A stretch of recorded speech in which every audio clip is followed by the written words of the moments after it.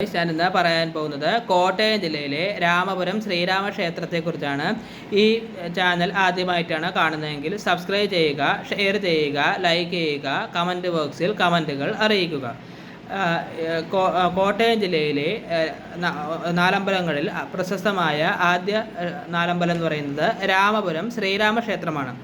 കേരളത്തിലെ കോട്ടയം ജില്ലയിലെ പാലായ്ക്ക് സമീപമുള്ള മീനച്ചിൽ താലൂക്കിൽ രാമപുരം ഗ്രാമത്തിൽ സ്ഥിതി ചെയ്യുന്ന ഒരു പുരാതന ഹിന്ദു ക്ഷേത്രമാണ് ശ്രീരാമ സ്വാമി ക്ഷേത്രം. വൈഷ്ണവ പാരമ്പര്യത്തിലെ 108 അഭിമന ക്ഷേത്രങ്ങളിൽ ഒന്നായി ഈ ക്ഷേത്രത്തെ തരംതിരിച്ചിട്ടുണ്ട്. കിഴക്കോട്ട് ദർശനമായി ശ്രീരാമൻ പ്രധാന ദേവതയാണ്. 4 കൈകളുള്ള ചതുർബാഹു എന്ന രൂപത്തിലാണ് ക്ഷേത്രം. അമനക്കര മന, കുന്നൂർ മന, കാരനാട്ട് മന എന്നീ നമ്പൂതിരി കുടുംബങ്ങൾ അടങ്ങുന്ന രാമപുരം ദേവസ്വം എന്ന ട്രസ്റ്റാണ് ഇത് കൈകാര്യം ചെയ്യുന്നത്. 4 സഹോദരന്മാരുടെ ക്ഷേത്രങ്ങൾ അടുത്തടുത്തായി സ്ഥിതി ചെയ്യുന്ന ഇവിടെ കർക്കിടക മാസത്തിൽ നാലമ്പല ദർശനം നടത്തുന്നത് ഏറെ പുണ്യമായി കരുതപ്പെടുന്നു. ദർശന സമയം രാവിലെ 4 മണി മുതൽ 12 മണി വരെയും വൈകുന്നേരം 4 മണി മുതൽ 8 മണി വരെയും. നാലമ്പല ദർശനം രാമപുരം ശ്രീരാമ ക്ഷേത്രത്തിൽ നിന്ന് തുടങ്ങി അവനക്കര ഭരത ക്ഷേത്രം, കൂടപ്പുലം ലക്ഷ്മണ ക്ഷേത്രം, മേത്തിരി ശത്രുഘ്ന ക്ഷേത്രം എന്നിവ സന്ദർശിച്ച് തിരിച്ച് രാമപുരം ശ്രീരാമ ക്ഷേത്രത്തിൽ എത്തണം. ഐതിഹ്യം: ശ്രീരാമസ്വാമിയുടെ കഥയുമായി ഏറെ ബന്ധമുള്ള ഒരു ക്ഷേത്രമാണ് ഇത്. ഐതിഹ്യപ്രകാരം സീതാദേവിയുടെ ദേഹവിയോഗത്തിനു ശേഷം അയോധ്യ വിട്ട ശ്രീരാമൻ സീതാന്വേഷണത്തിനായി താൻ സഞ്ചരിച്ച വഴിയിലൂടെ ഒരുപാട് ദൂരം സഞ്ചരിച്ച് ഇവിടെ എത്തി.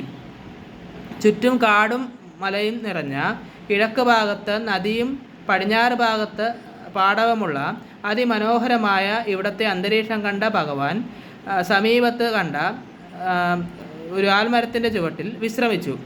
തുടർന്ന് ഇവിടെ തന്നെ സാന്നിധ്യമാകാൻ അദ്ദേഹം തീരുമാനിച്ചു.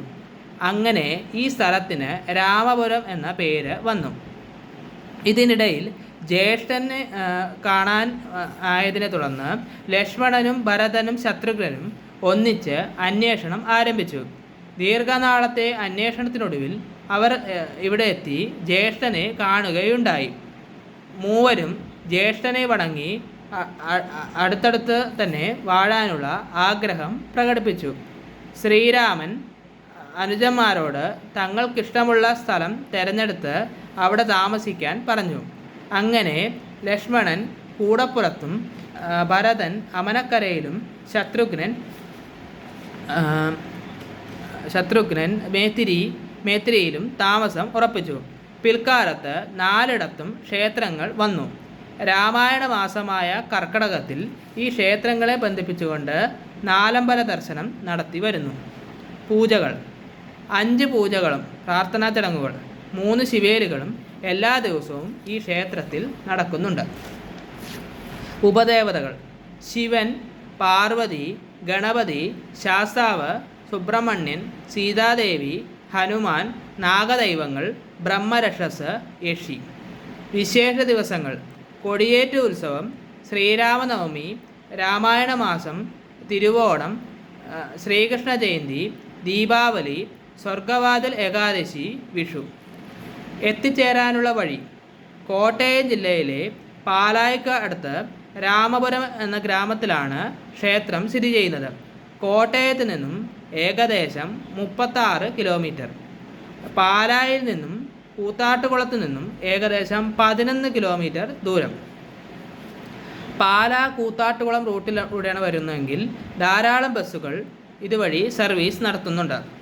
രാമപുരം ക്ഷേത്രത്തിൻ്റെ ബോർഡ് റോഡ് വശത്ത് തന്നെ കാണാൻ പറ്റും. ഏറ്റവും അടുത്തുള്ള റെയിൽവേ സ്റ്റേഷൻ ഏറ്റുമാനൂർ. പരശുരാം, വേണാട്, ബാലരുവി, ഗുരുവായൂർ, മധുര തുടങ്ങിയ എക്സ്പ്രസ് ട്രെയിനുകളും മെമു ട്രെയിനുകളും ഇവിടെ നിർത്തുന്നു. അടുത്തത്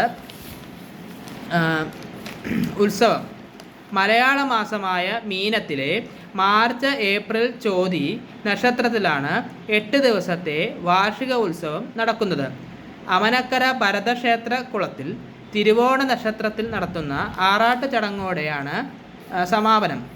ഉത്സവബലി ഉത്സവകാലത്ത് പ്രധാനമാണ്.